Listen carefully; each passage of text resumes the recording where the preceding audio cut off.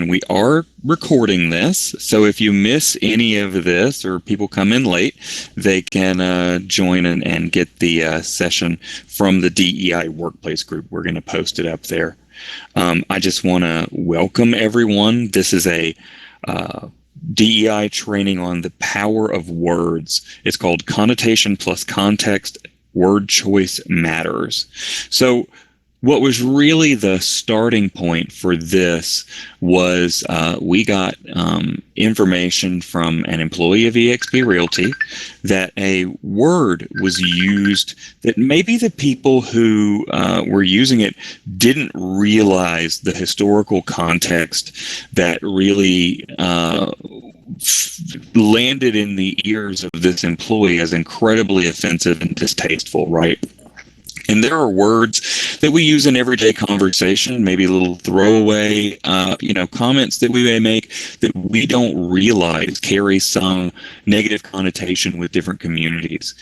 So we're going to really dig into that, and we're going to dig into the idea of ignorance and the concept of ignorance and what that means and what we can do. So we're going to jump right in with the agenda. So the first two things that are going to matter when you're choosing your words is connotation and context. We're going to dig into what those mean. And then the next two things that matter are intent and audience. Then we're going to talk about how you can avoid being offensive. And then the bulk of this training is going to talk about examples of phrases, real world examples of phrases that we see used all the time that do have this sort of connotation, so that we can build our vocabulary to try and avoid being offensive, right? So connotation and context. So these are the definitions. Connotation is an idea or feeling that a word invokes in addition to its literal or primary meaning. It goes beyond the actual meaning of the word and paints a picture or invokes a feeling, right? So when someone says a word, there's stuff beyond the definition. It can be in the way that the word was used in the past, or it could be in the way the word is used in certain communities. Then we also have context. So context is the circumstances that form the setting for an event, statement, or idea, and in terms of which it can be fully understood and assessed. So we often hear the phrase, it was taken out of context, right? So in the context of a greater conversation, those words may mean something different. Then intent and audience. So intent is your aim or plan. You must always be aware of the intent of the speaker when determining if offense was intended. Sometimes it's obvious and sometimes it's not. Sometimes you hear someone say something offensive and you can tell right away that they didn't mean for it to be offensive. It's just the way that it came out. Other times somebody will say something and you really can't immediately make a distinction of were they meaning that hurtfully or not, right? Often with common words or phrases that have an uncommon historical root of bigotry, the speaker may not be aware that that historical root of bigotry exists, right? If you as the listener know the negative connotation, it's important to inform the speaker with grace and kindness. What we're not telling you is to say, hey, that word is based in slavery, you should never use that, right? But there is a compassionate way to say that to someone so that they know better, so that they don't offend in the future. And remember, ignorance is often a byproduct of a person's upbringing and environment, and not necessarily a signal of inherent or deeply held bigotry.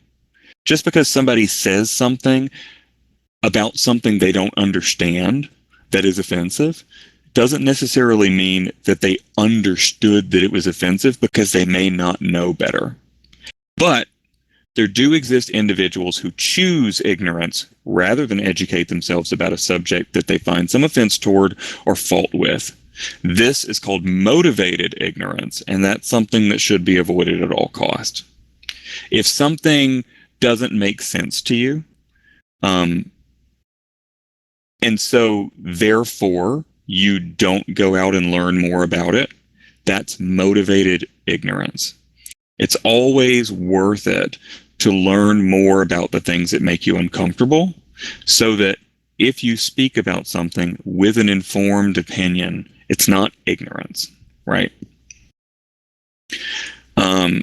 Here's the big difference. So ignorance is a lack of knowledge or information. The person is unaware of a fact or information. It's easy to fix by providing the information they do not have.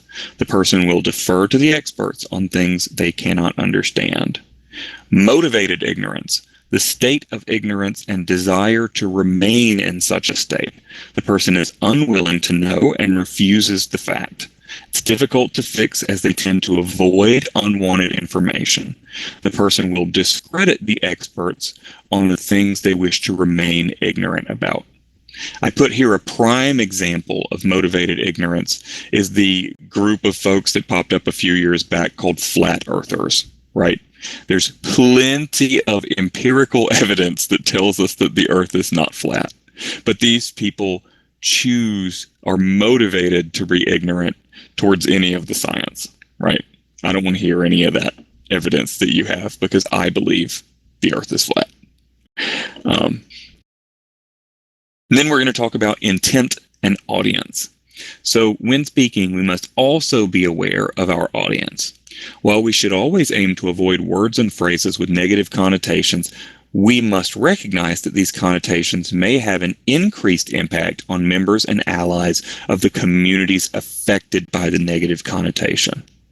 So if you learn today that a word you didn't know was offensive, say because historically it was used against LGBTQ folks, we have to recognize that while we should avoid using that word, we should especially avoid using that word in the company of folks who would be directly impacted. So allies and members of the LGBTQ community.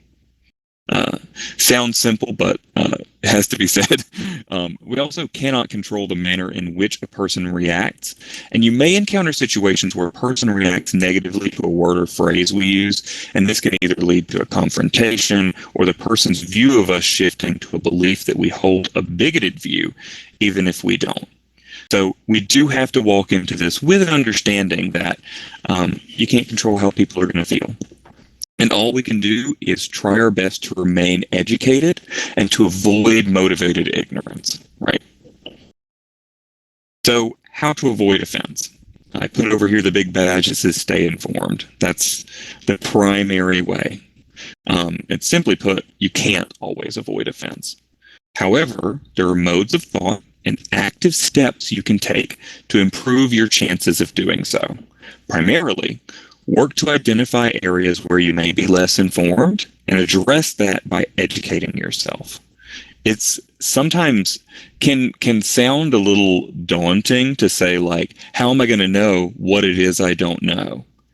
But if you hear about something and you're like, ooh, I don't know if I agree with that or not, it really is on you to dig in and research so that you can make an informed opinion one way or another. We have the privilege of living in a world of free information. Thank you, Internet. However, we also live in a world where not all available information is accurate or appropriate. So you have to know your sources. When you go to look for news articles, I would recommend that you look at a bunch of different sources. If you have heard that your source that you're looking at is biased in one way or the other, go look at the other side, right? Or find a source that's impartial.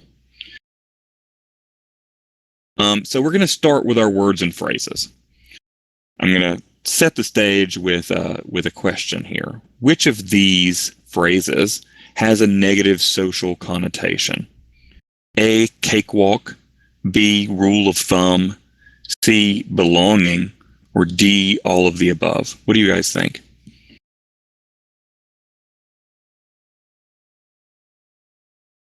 One for belonging, one for rule of thumb. I hit the wrong one. B, rule of thumb. B, rule of thumb. People think B, rule of thumb? Yeah. Okay, got some for C as well. The answer here is all of the above, and we're going to cover all of these as more and more in the coming section. And that's correct. Yeah, cakewalk is all of them. So everybody's right, really.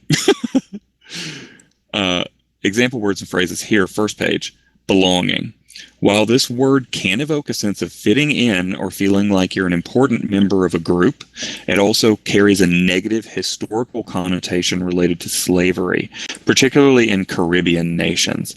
In the area of the Caribbean nations, belonging really isn't a word that people use in a positive way. That's a word that's used that implies ownership. So that's sort of a word that we're phasing out. And that's a tough one for me because you've heard me probably previously in other seminars say that the point of diversity, equity, and inclusion equals belonging, right? But what we replace that word with is community. Then we have the word plantation, right? We're realtors. We hear this word to describe a type of property. However, the connection to the antebellum American South is undeniable. There's also a tourist component to visiting plantations, and for members of the African American community, this is particularly insensitive. The accepted terms to replace the term are ranch, farm, or estate. We really should phase out the word plantation with any sort of positive implication. Just, recognize that for people of African American descent, the connotation there is a link to a part of history that's really hurtful and negative. We're also phasing out the words master bedroom. This is one I'm sure you've all heard. First appeared in the 1926 Sears catalog for a $4,398 Dutch colonial home. Boy, do we miss those home prices.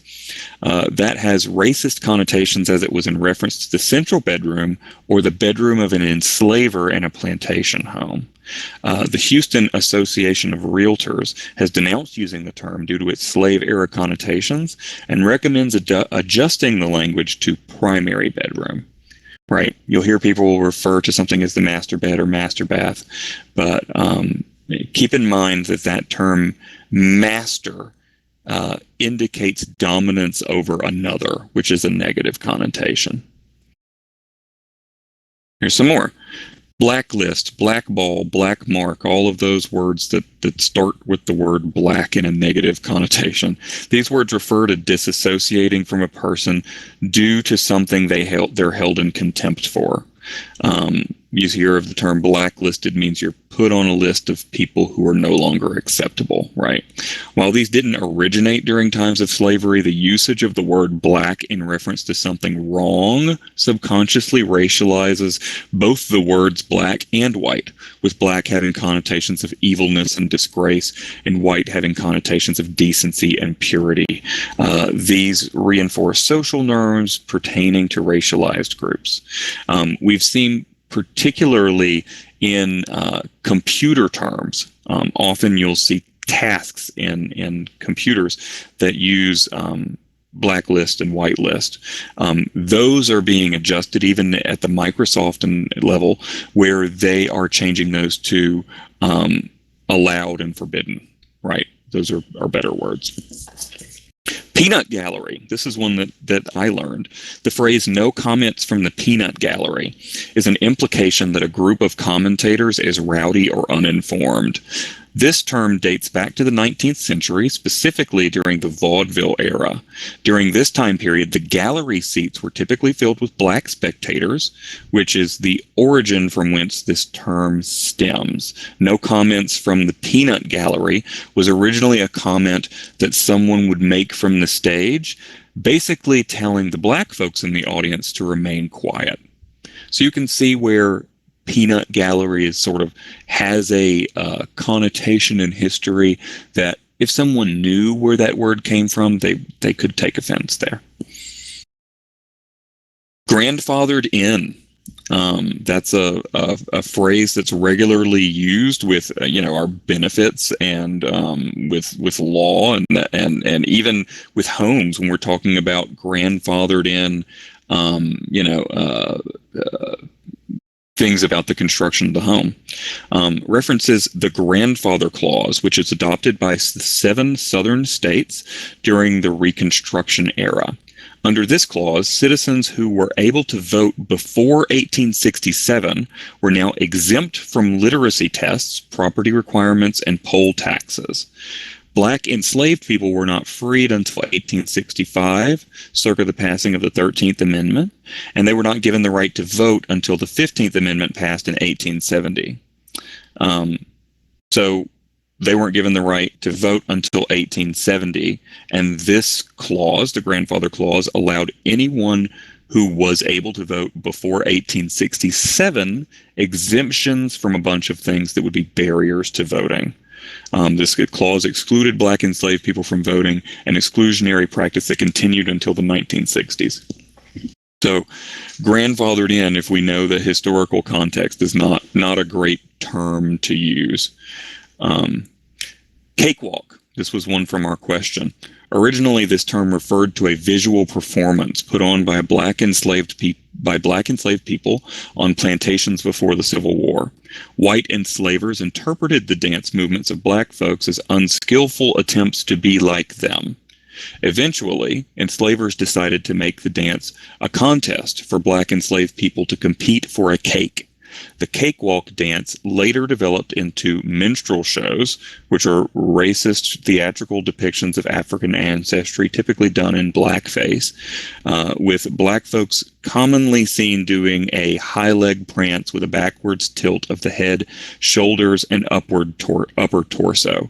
And you can often see racist caricatures of black enslaved people from that era depicted in this stance. So that cakewalk holds a really negative space for people that know the deep trauma of slavery. Next question, example words and phrases. The phrase "sold down the river" refers historically to what river? Is that the Nile, the Mississippi, the Thames, or the Missouri River? Where do you guys think that phrase comes from? The mighty Mississippi? Or guess this is a little bit of history that I learned when I was doing this. It is the mighty Mississippi River. So it comes here on the right. Sold down the river refers to the life-crushing circumstances in the 1800s when black enslaved people were sold to other enslavers down the Mississippi River, often with the intent to punish them by separating their families.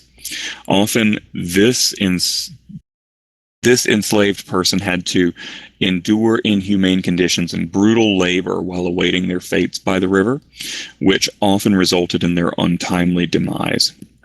Americans unwittingly evoke racism in using the phrase for exaggeration or in watering down its contextual meaning, as it takes away from the intensity of chattel slavery.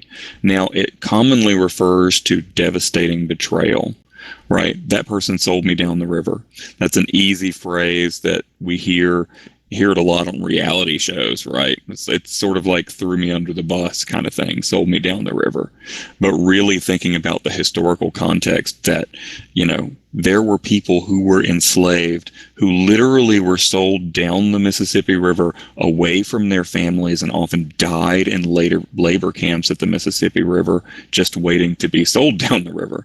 So this is a horrible point in history that we certainly want to get that phrase out of our vocabulary. This one should be obvious, but lynch mob.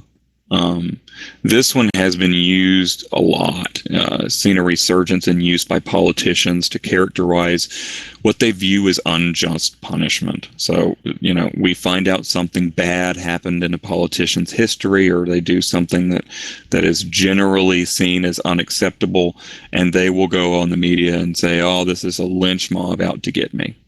In the 19th and 20th centuries, black folks could be lynched for speaking to white people, or even for being perceived as insubordinate.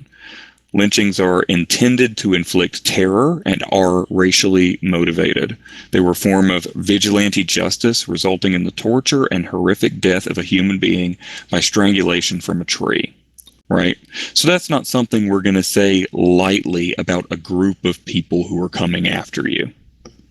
Ever. Another one, uppity. This is a word, I thought this word went away when I was a kid, but has seen a recent resurgence as a way to describe someone who is striving to better themselves in their life and career. However, historically, this was used to describe a black person who showed what a white person thought was a sense of autonomy or dignity that they shouldn't possess. The term was frequently used to demean the Obamas and is currently still in use in the media to describe Meghan Markle. Uppity is not acceptable. The historical context there is much more recent than some of the other things that we look at, but for this is particularly for young folks that may not have been around when black folks were under the constant threat of the phrase uppity, but it's back, and it's important to let folks know that one's not appropriate. Rule of thumb, this is one I didn't know, generally used to describe an accepted principle. Rule of thumb originates in the 1600s England and America, when both countries had laws permitting men to beat their wives with a stick so long as it was no wider than his thumb. Right? So saying something is a general rule of thumb, we're talking about how big the stick is you can beat your wife with. It's not, knowing that connotation, I don't think we're going to use that phrase as much. Am I right? Here's a big one. So there's a couple of words that I'm going to spend a good chunk of time on. And the first one is ghetto, right? This word gets thrown around a lot, and often people complain about the fact that the word is stigmatized in such a way that, oh, I didn't mean that by it, right? But ghetto is a word that really is not acceptable, and we're going to get into why. So originally, ghetto referred to cities, mostly in Italy, that restricted Jewish individuals to residing in isolated, resource-deprived, controlled areas. By 1908, ghetto was rebranded to refer to slum areas that were not mandated by law, but consisted of a specific group of individuals, usually communities of racially marginalized demographics. According to a 1928 study of American Jewish ghettos, the word switched from having anti-Semitic roots to those in race and poverty. Ghettos were seen as being invaded by other racially invulnerable communities by this time, and thus forced into segregated colonies within cities to set their economic conditions and cultural differences apart from others.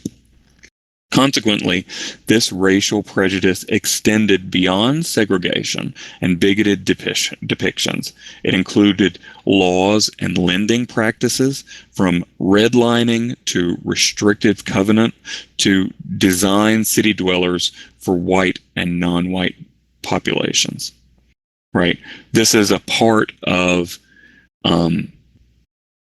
society where we have relegated the cheap, quote unquote, cheap parts of the neighborhood to be places that are crime ridden and filled with folks that's all they can afford. And then we further embarrass these people who are having to live in subpar conditions by referring to them in this manner as ghetto, right? When ghettos originally were intended to keep people down. After World War II, the departure of white individuals from major cities in America, known as white flight, further exacerbated this prejudice. With there being an absence of white demographics, cities such as Chicago, New York, and Detroit were portrayed as housing areas of quote-unquote Negro ghettos by the 60s and the 70s. Due to this portrayal, black and brown groups became central to cultural conversations about poverty, right? All the white folks got up and left and moved to the country, which left these cities primarily occupied by black and brown people. And then suddenly they became associated with poverty. Artists such as Elvis Presley and Busta Rhymes began to make songs about ghettos as an alleged call to action for assistance in predominantly black neighborhoods, such as those in Chicago, referenced in Elvis's song In the Ghetto. Socialist Mario Small contests that with the limiting and abhorrent viewing of racially vulnerable communities in a degrading way, this word should no longer be used in reference to underdeprived, isolated communities, given that this was used by anti-Semitic governments and law enforcers who developed racist practices such as redlining. While the word has dwindled in usage of print, it has taken on a new variant with younger black and brown communities to refer to something or someone as ratchet or behaving in a low-class manner. Outside of these communities, though, it's still used in a derogatory way to indicate that someone or somewhere is low class or not worthy. Okay, which of these phrases have a negative social connotation? What do we think? No can do, long time no see, mumbo jumbo, or all of the above? These are ones we all use all the time. C, mumbo jumbo. Yep. D, all of the above. Sadie got this one right. This one is, again, all the above. You thought I was going to trick you because I had all the above before, right? That's what my teachers used to do to me. They'd trick me. Oh, it can't be C because it was just C. We'll cover all these and more in the next section. So, no can do. Now commonly referred to as a folksy abbreviated phrasing of stating something one cannot do. However, it's actually an imitation of Chinese Pidgin English, right? The phrase was originally intended to mock Chinese immigrants in Western societies. The phrase dates back to the mid-19th and early 20th century. So people would make fun of Chinese immigrants because they commonly used a phrase, no can do, in their early Chinese Pidgin English dialect, right? It was used to mock them. Long time no see is a commonly referred to way to greet people. People say that all the time, long time no see, no harm, no foul, right? However, it was originally used to mock the ways in which indigenous Americans greeted and interacted with each other. So, upon learning English, one of the translated ways that they would greet each other was a long time no see, because that was a literal translation of a phrase that they commonly used in those Native American communities to greet each other or greet someone that they hadn't seen in a long time. But English-speaking people co-opted the phrase as a way to mock the Native Americans for not understanding how to speak proper English. So that is inappropriate. Gypsy. Gypsy is a term that people use. There's even a really popular Lady Gaga song by it that's one of my favorites. But this is a racial slur referring to descendants of Roma people. Having cultural origins in northern India, Roma individuals were enslaved in Romania and forced into an isolated nomadic lifestyle following severe experiences of marginalization. They were also targeted for genocide by the Nazis. Word is also used to stereotype Roma people as thieves, immoral, con artists, asocial, and rowdy or dirty. Now commonly used to describe someone getting cheated or conned, or in reference to a person who travels frequently or lives a quote-unquote bohemian lifestyle, right? Oh, that person's just a gypsy. She's always traveling. That's the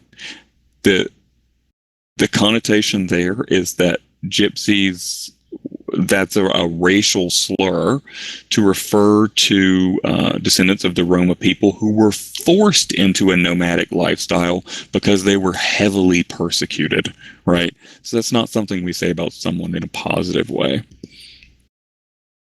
Basket case. This one, boy, did the meaning of this change. It's commonly used to describe someone who's perceived as mentally unstable or uncomposed, but originally this referred to soldiers who were so seriously injured during battle that their bodies could fit into a basket, right? That is an intense change of what that word means, but knowing where it comes from, it's something that maybe we shouldn't be saying, because it refers to people who were severely injured in war. We're talking about veterans who paid the ultimate price kind of deal, right? Paddy wagon. That was originally used to depict Irish individuals as drunkards and hooligans, and it referred to Irish men who were rebellious in the eyes of the law. It's now used to refer to when a police van has a packed van of arrested civilians. But the connotation there was that the police forces back in those days would have these wagons where they would gather up drunken Irish folks and take them in. So if you were seen being taken away on a police wagon, the connotation was that you were both Irish and a hooligan, which is a very negative connotation. Hysterical. This can be used to describe an emotional state of instability. However, it has roots in misogyny, often used in reference to the idea that women are incapable of controlling their emotions and painting them as quote-unquote crazy. This was historically used by doctors with false implications that women were biologically inferior to men. So we're saying crying hysterically. We use that word all the time. But really what it comes down to is that was a medical term for a woman who could not be consoled by a man. That's not to say she's crazy. That's to say this person was not given proper empathy or treatment. So the medical term hysterical is very outdated at this point. Here we go with some more. Eeny, meeny, miny, mo. While the song now has innocent and childlike implications to it, its original version was extremely controversial. The lyrics that read, "Catch a tiger by its toe" seem harmless. However, tiger was replaced with the N word in the song's original form. So keep that in mind, that it's not such an innocent childhood rhyme as we may think. Hooligan. That's commonly used to describe a young person who is viewed as a troublemaker. It derives from the 19th century cartoon of an Irish immigrant family in London. The cartoons were both racist and stereotypical of urban immigrants. So hooligan's not really a word we use anymore either. Mumbo jumbo. That's used to describe something that's silly folklore, right? That's a whole bunch of mumbo jumbo. But it actually comes from the West African god Mambo Jambu. Mandinka males would dress similarly to the god, and that would be used as a way to solve their domestic disputes by abusing their wives, right? So they would essentially dress up as God and beat their wife, and that would be the end of the argument from the wife. So that is the context, the connotation of mumbo jumbo. So also another one we should retire. Fuzzy wuzzy is a term used in a common nursery rhyme. You've probably heard it. Fuzzy wuzzy was a bear. Fuzzy wuzzy had no hair. Fuzzy wuzzy wasn't fuzzy, was he? I love saying that one. That's a fun little tongue twister that even as an actor we use to warm up our mouths. However, the term was used in the 1800s by colonial soldiers from Britain to describe East African nomads due to their dark skin and curly hair. The term was later adopted by military groups to refer to indigenous demographics in Papua New Guinea and Sudan. So this was a very demeaning way to refer to people who were different, right? or who didn't fall into rigid British societal norms, right? So that is one that also should be retired. Okay, here's one. This it's not an all of the above question, so a break from that. What is it called when a word or phrase changes meaning and becomes more negative over time? Metonymy, a semantic change, a connotation transfer, or a synecdoche? What do we think? Got a D, we got a B, we got a C. All of these are real things. I didn't make up any of these words. But it's B. A great example is the word awful, which literally means full of awe. But the connotation has changed over the years to mean extremely bad, right? There's an old translation of the Bible that said that being in the presence of God was an awful experience. Today, we would understand that sentence really differently than they did back then, right? Here's the next word I'm going to use in the same vein as ghetto, as a word that we really should work on decreasing our use. Crazy. We use it all the time. Want to hear something crazy? That's crazy. She's crazy. What a crazy story. The truth we don't want to face is that using this word perpetuates stigma against those struggling with mental health issues. The fact of the matter is the word crazy draws on stereotypes, and specifically a stereotype that is stigmatized. And that's the crux of the problem with using the word. Ideas about mental illness perpetuated by words like crazy include the idea that people with mental illness are divorced from reality, irrational, and incapable of making decisions. These stereotypes and the sense of blame they place on a person with mental illness tend to cast people in a category of others that few people want to claim as their identity. This is also yet another example of a word used to describe someone who is different from you and therefore impossible to understand. It's been used against women, people of color, and LGBTQ plus people for decades. The word itself comes from the Old English word for full of cracks or broken. You can draw for yourself why that's not appropriate to say about another human being, right? We don't describe people as broken.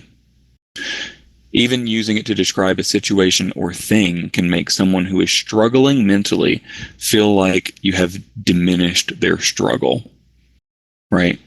If someone's really struggling with their mental health and you say, oh, that's crazy, that person thinks like, yeah, and so am I, so maybe I'm worthless, right? Next word we're going to talk about is Eskimo. People think that this describes a group of people, but it's a really culturally offensive way to reference people who refer to themselves as Inuit. While the origins of the word are heavily disputed, it's accepted that the word doesn't come from the Inuit community, but as a descriptive word applied to them by those who sought to take their land. One of the more accepted translations of the word Eskimo is one who eats raw meat, which is a negative social connotation applied to a group of people that's not the case, right? Drink the Kool-Aid. Oh, I guess she drunk the Kool-Aid. She sees things his way now. It's not acceptable because it stems from the People's Temple and Jim Jones, who is the leader there. He led his followers in the Jonestown area of Guyana through a mass suicidal genocide of drinking a flavored drink mixed with cyanide, chloral hydrate, Valium, and Phenergan. 900 people died, including 300 people aged 17 and under. While it's been rebranded in contemporary settings to mean someone with unwavering or unconditional loyalty, its origins make it highly offensive. If you really give yourself a second thought as to what the meaning of drink the Kool-Aid is. You're talking about people who took a suicide pact because they believed a man was God. That's an intense connotation to overcome. So we should drop the use of that. A couple more. Tipping point. Commonly used to describe when someone or someone has reached a peak or effect that cannot be stopped. We've gotten to the tipping point. There's no turning back now. However, in the 50s and 60s, the phrase was used in reference to white families' tendencies to move out of neighborhoods that had become predominantly black. When a certain amount or percentage of black families moved into a neighborhood, they called it reaching a tipping point, and then they would start to leave en masse.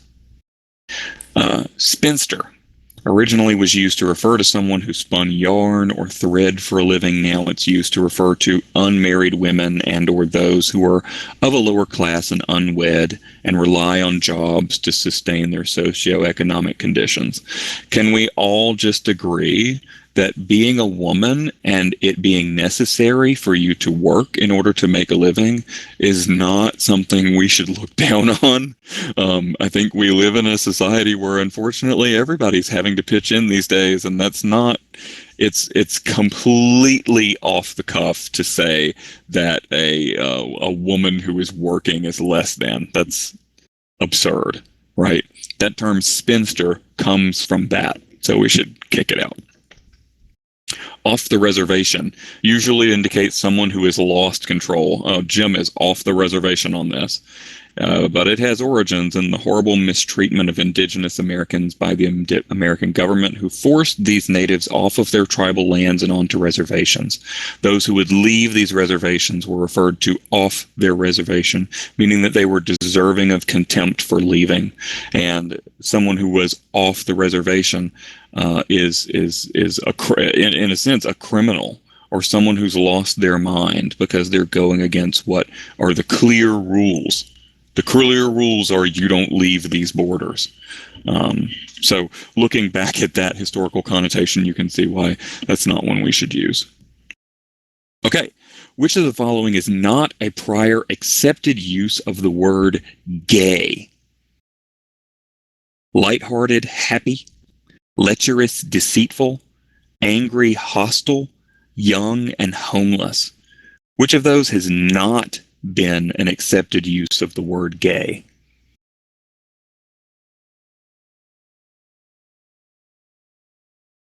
Got an A, we got a C.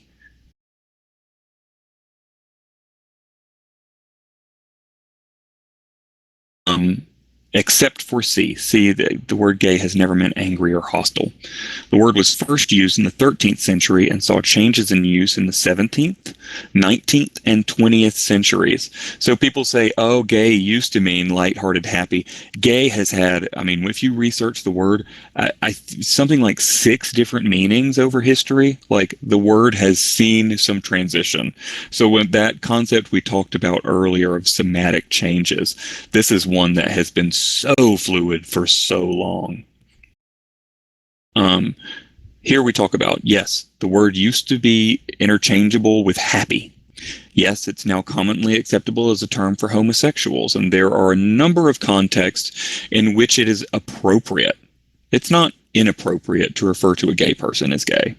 However, using it to describe something bad, as in, that's gay, is unacceptable. It perpetuates a stigma that gay equals bad and furthers the idea of gay people being othered. Sort of in the same line of us not using the term blacklist because it means it equates black equals bad. It's the same thing with this. That's gay. Gay equals bad, right? Or gay equals stupid.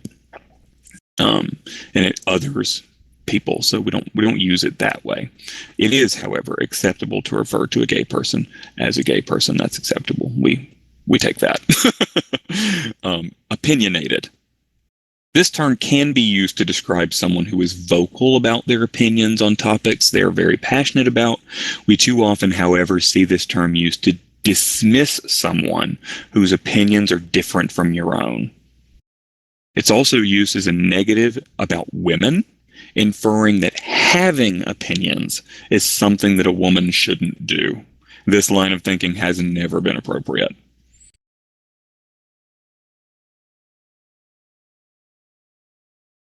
See, Nicole is typing. Got something to chime in there, Nicole? So, moving on, there's some more phrases against females here. Bossy. Here, Nicole, I don't say I'm opinionated, but I do tell people I've never been accused of keeping my opinions to myself. That's great. Yeah. I mean, I know for a fact that I am opinionated, but the point of this is that that word, given the right context, if we're using that about someone that we disagree with, that's a negative connotation there. Or if we're using it about a woman, really think about, are we meaning that because somewhere deep inside of us we have something that's saying that woman shouldn't be entitled to an opinion? That's something that makes us all sort of do a little soul searching if you find yourself thinking that way. Bossy. While the word is still used to describe someone, usually female, who takes charge, it is mostly used in attempts to disparage or intimidate powerful women and women in leadership positions. Most of the quote-unquote bossy behavior or attitude wouldn't be viewed the same way if the person in question was male. The word also creates a negative childhood experience in girlhood, as girls can grow up to internalize the sexist things said about empowering women. Right? You can't tell me you haven't in your life heard a woman referred to as bossy just so they could take her down a notch, when in reality, that woman probably had all the makings of a good actual boss. Right? Girl boss. This is a new one. Originally intended to refer to hardworking, diligent, and empowering women, girl boss was created as a way to change the systemic viewing of women to make for inclusivity of working class women from all backgrounds. The term, however, has been co-opted in its goals of being aspirational, relatable, and representative, and now it's widely used to mock women in leadership positions. We'll often see the type of folks that are, male-oriented, sort of anti-feminists that would say someone is a girl boss as a way to mock them. And that is really where the term is seen by Gen Z now. It's a mockery of someone who's doing too much, who's trying too hard, who is all of those things, but in a sort of hokey way, right? Boy. We can use the term boy about a boy. That's great. But a perfect example of a common word whose meaning can change entirely depending on intent and audience. Historically used by white people to describe black men who were deemed unworthy of equal titles and respect. The U.S. Supreme Court went so far as to declare that the word is not benign and recognizes it is racist when used in certain contexts. A white man referring to a grown black man as boy is a much different sentence than you referring to a young person, right?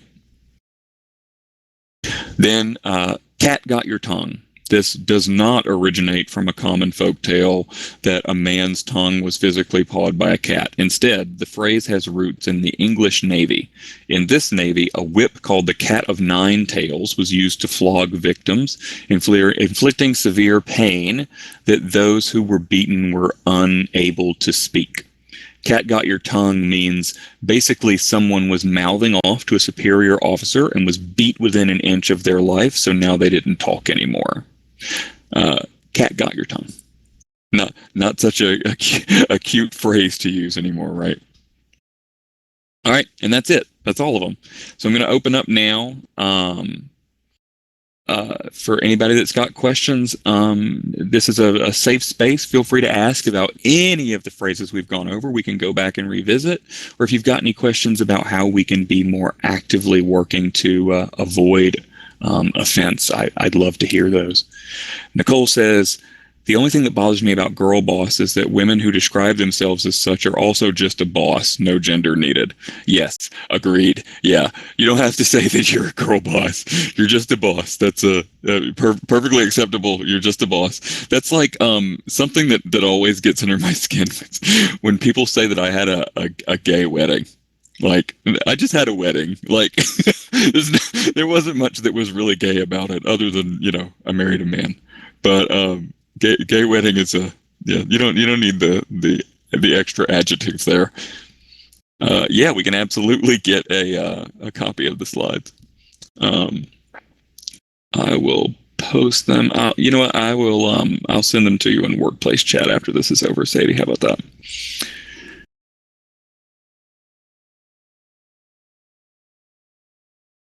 Anybody else got anything? Any other phrases that you guys thought of while we were doing this that maybe we should add to this training in the future?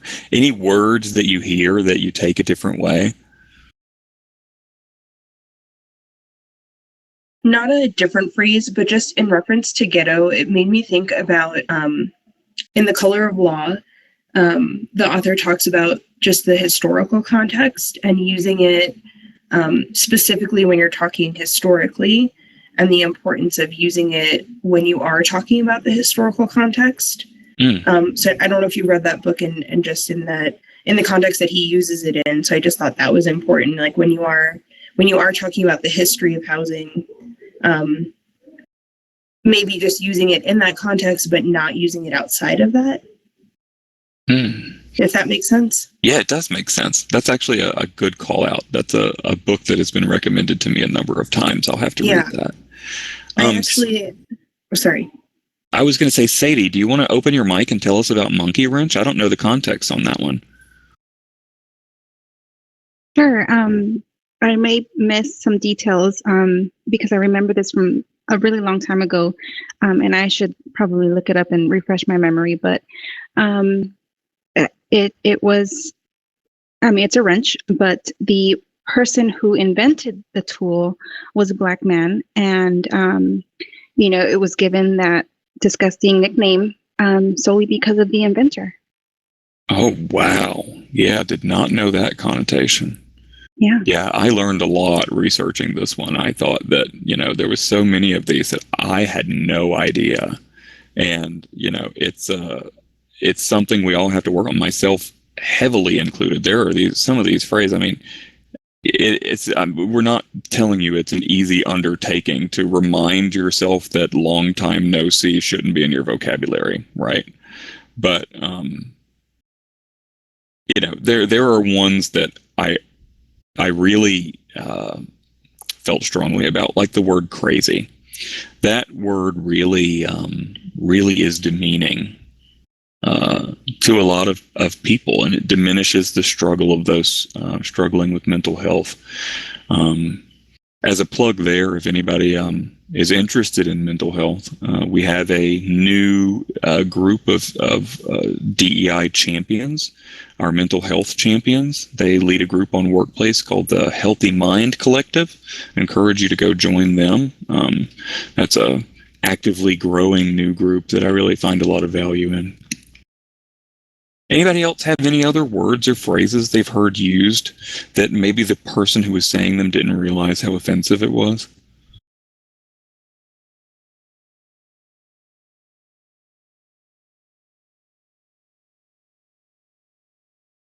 Something that I see a lot more, especially with the younger folks, as now, shows like RuPaul's Drag Race are getting more popular.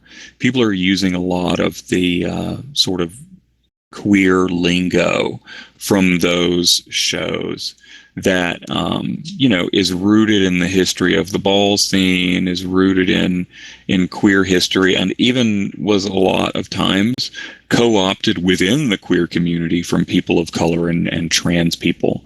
And while the general attitude from the queer community is that we're happy that people are learning more. It's sort of, we would appreciate if you're going to use those words and phrases to understand where they come from, right? I'm sure that there are other communities that feel that way about other words and phrases that we sort of co-opt from them. But I think when you're using a phrase or word or manner of speech which comes from a historically marginalized community or a community other than your own, usually that community, they may be okay with you using that so long as you understand the history and use it appropriately, right? I'm never going to say clock somebody for saying, oh, 10s across the board, honey, if they know that that comes from the ball scene in New York City and respect where that came from, right? If you did your research, work. Seeking to compliment someone on a dark shade as chocolate does not leave a comforting feeling at all. God, yeah, that would be super uncomfortable, wouldn't it? Yeah. So somebody, coming up to you and saying, oh, I love your skin, it's like chocolate. That not appropriate in the slightest. My sister is half black, and some of the stuff that people say to her when we're out in public together really rattles me all the way up and down my spine, because you just don't realize that people would say stuff like this to another human being, but they don't understand genuinely that what they're saying is offensive. I have on 2 occasions been with my sister in a store where someone has come up to her and asked, "What are you?"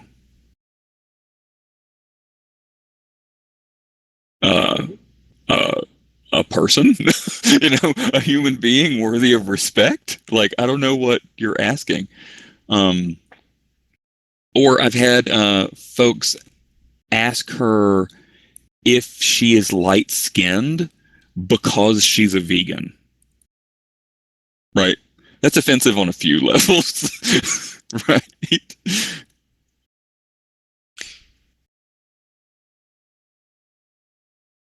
Anybody else have any examples of stuff that people have said that really just, for whatever reason, landed wrong with you?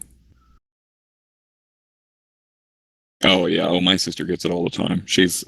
It is crazy. I mean, my sister lives in South Carolina. I'm adopted, and I didn't meet my sister until about 12 years ago. And so we've only ever gotten to spend time with each other in person. We have mostly a phone, Skype, Zoom relationship. We talk to each other all the time. But in person, we've only gotten to see each other maybe a dozen times. Every single time somebody says something to her that's offensive like that in public with other people around with no shame at all. And it's crazy. It's crazy to me. Yeah. Or she also gets a lot of, I've heard her referred to as a race traitor because she dates white guys. I'm like, you realize that she is white. She's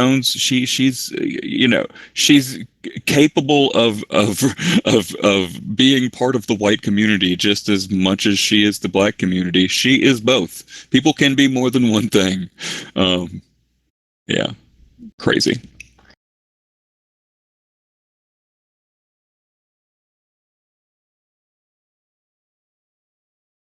Yeah, she gets it a lot. But, to be honest with you, it has honed her into such a powerful advocate and ally to so many people because of her experiences, and such a great, powerful speaker. My sister's 10 years younger than me, and I look up to her.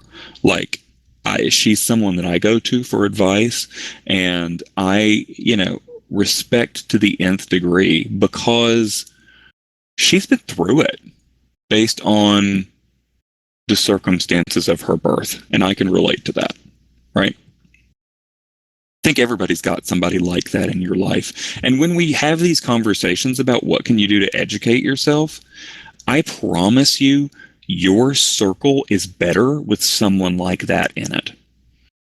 If you know someone who gets crap from people all of the time, that's someone that you want to know and you want to have in your circle and you want to use as a resource for what's appropriate and what's inappropriate, because you can really speak passionately about what's inappropriate when you've been through it, right? All right, everybody, we are coming up on the hour. I just want to thank you guys so much for coming and attending. It was a real pleasure to be able to present this to you guys. I love it when people are engaged in the chat, so thank you for that. Keep an eye on the DEI workplace group for our next trainings. I have up here on the slide deck, well, let's see, up here on this right screen, your right, my left, we have a presentation coming up on November the 3rd. I'm going to be part of a panel, not a moderator. This is a new one for me, about adults who are diagnosed with ADHD and how you can be an ally and what that experience is like. We're going to dig into some heavy stuff about that topic. And we've got a great panel for that. So that's going to be Thursday, November 3rd at 3 p.m. Eastern, noon Pacific, and that'll be streaming live. It won't be in here. It's going to be a virtual thing so that people can see our faces. But it'll be streamed live on YouTube and Workplace. Thank you very much. For those who asked for the slides in the chat, I will send them to you via